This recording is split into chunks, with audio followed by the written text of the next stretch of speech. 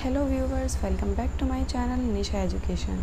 आज हम सीखने वाले हैं कि उपभोक्ता, जिसे हम इंग्लिश में कंज्यूमर कहते हैं, आखिर वह व्यक्ति होता कौन है। हम किसे उपभोक्ता कहते हैं।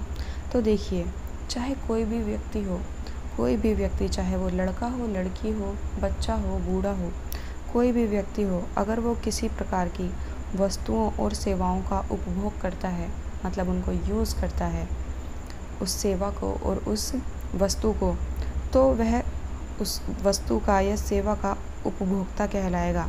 जैसे कि फॉर एग्ज़ाम्पल गेहूँ, आटा, नमक, चीनी, फल, स्थायी वस्तुएं, जो रखने वाली वस्तुएं होती हैं, जैसे कि refrigerator, toaster, mixer, cycle, washing machine, cooler, चाहे वो इस टाइप की वस्तुएं हों, चाहे वो खाने की वस्तुएं हों, हर तरीके की वस्तुएं। चाहे हम किसी डॉक्टर के पास जा रहे हैं सेवा लेने के लिए, क्योंकि हम डॉक्टर, वकील या टीचर के पास जाते हैं तो हम उससे कोई प्रोडक्ट थोड़ी लेते हैं। हम क्या करते हैं, हम टीचर के पास जाते हैं, हम पढ़ाई करते हैं और उसे अपनी फ़ीस पे करते हैं। लेकिन क्या आपको हाथ में कोई प्रोडक्ट दिखाई देता है? नहीं। लेकिन आपको जो मिलना होता है वो तो मिल जाता है, आपको नॉलेज मिल जाती है, ज्ञान मिल जाता है। लेकिन आप उसके लिए पे करते हैं, पैसे देते हैं, तो आप वहाँ से क्या ले रहे हैं? आप वहाँ से प्रोडक्ट नहीं ले रहे, आप वहाँ से सेवा ले रहे हैं। इसलिए मैंने कहा था वस्तुएं और सेवाएं। जैसे कि आप किसी बस में जा रहे हैं तो क्या आपको वहाँ पे प्रोडक्ट मिलता है, पर आपको वहाँ पे पैसे पे करने होते हैं ना, क्योंकि वो एक सेवा है। तो जैसे कि बस है, मेट्रो, ट्रेन वगैरह, ये सारी चीज़ें, और जैसे कि डॉक्टर, टीचर, वकील, इस टाइप की चीज़ें, ये सारी चीज़ें आती हैं सेवाओं में। और जैसे कि आटा, दाल, चीनी, चावल, खाने वाली चीज़ें, और घरों में रखने वाली चीज़ें, जैसे कि cooler, fridge, washing machine, AC वगैरह, ये सारी चीज़ें आती हैं वस्तुओं में। तो वह इंसान, ठीक है, कोई भी जो वस्तुओं का और सेवाओं का उपभोग करता है, मतलब उनका यूज़ करता है, तब वह उपभोक्ता कहलाता है। यहाँ पर एक बात समझने के लिए और है कि उपभोक्ता हम सिर्फ उसी को कहेंगे जो वस्तुओं का उपभोग करता है, ना कि उसको खरीद कर बेच देता है। जैसे कि मान लीजिए, जो शॉपकीपर होता है वो अपने घर पे तो सारी वस्तुएं बनाता नहीं है, वो भी तो खरीद कर लाता है। तो क्या वो उपभोक्ता हुआ?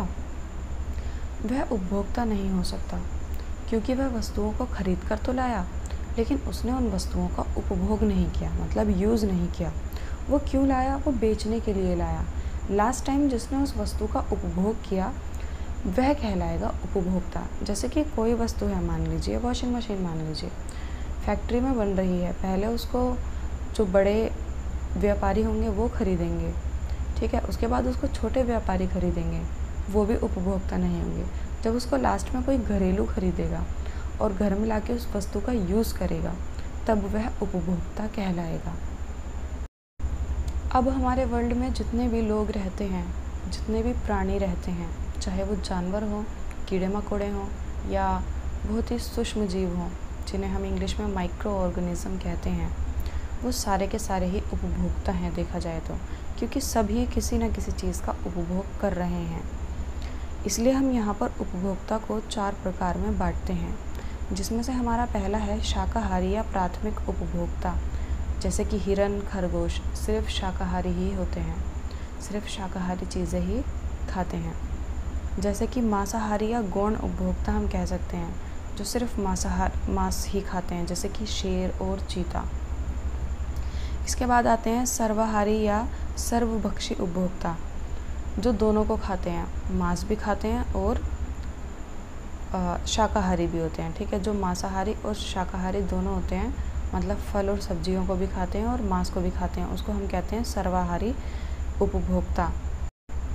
और ऐसे उपभोक्ता होते हैं मनुष्य, यानी कि हम, ठीक है। अब आप कहोगे आप तो शाकाहारी हैं, लेकिन बहुत सारे लोग मांसाहारी भी तो होते हैं, एक एक की गिनती थोड़ी होगी यहाँ पे मनुष्य की बात हुई है तो सभी मनुष्यों की बात होगी। अब और नंबर 4 टाइप के होते हैं अपघटक उपभोक्ता। अपघटक उपभोक्ता होते हैं जो बहुत ही सूक्ष्म जीव होते हैं, जिनको हम माइक्रोस्कोप से ही देख सकते हैं, जैसे कि जीवाणु, कीटाणु, कवक, दीमक, इस टाइप के उपभोक्ता। वैसे हम उपभोक्ता की मीनिंग को समझते समझते साइंस में चले गए, लेकिन अगर आपको उपभोक्ता के बारे में लिखने के लिए आया, अगर इकोनॉमिक्स में लिखने के लिए आता है, तो आपको सिर्फ इतना बताना काफ़ी है कि उपभोक्ता किसे कहते हैं और उपभोक्ता के क्या क्या दायित्व होते हैं, मतलब एक उपभोक्ता के क्या क्या अधिकार होते हैं। अगर वह किसी चीज़ का उपभोग कर रहा है तो उसके क्या क्या अधिकार होते हैं उस वस्तु को लेकर, यहाँ तक बताना काफ़ी होता है। कितने प्रकार के होते हैं ये कम ही पूछा जाता है। अगर ये क्वेश्चन साइंस से रिलेटेड है तब शायद पूछा जा सकता है। आई होप आपको यहाँ तक समझ में आया होगा। आशा करती हूँ कि आपको वीडियो अच्छा लगा होगा। सो प्लीज़ वीडियो को लाइक करें, चैनल को सब्सक्राइब करें। मिलते हैं नेक्स्ट वीडियो में।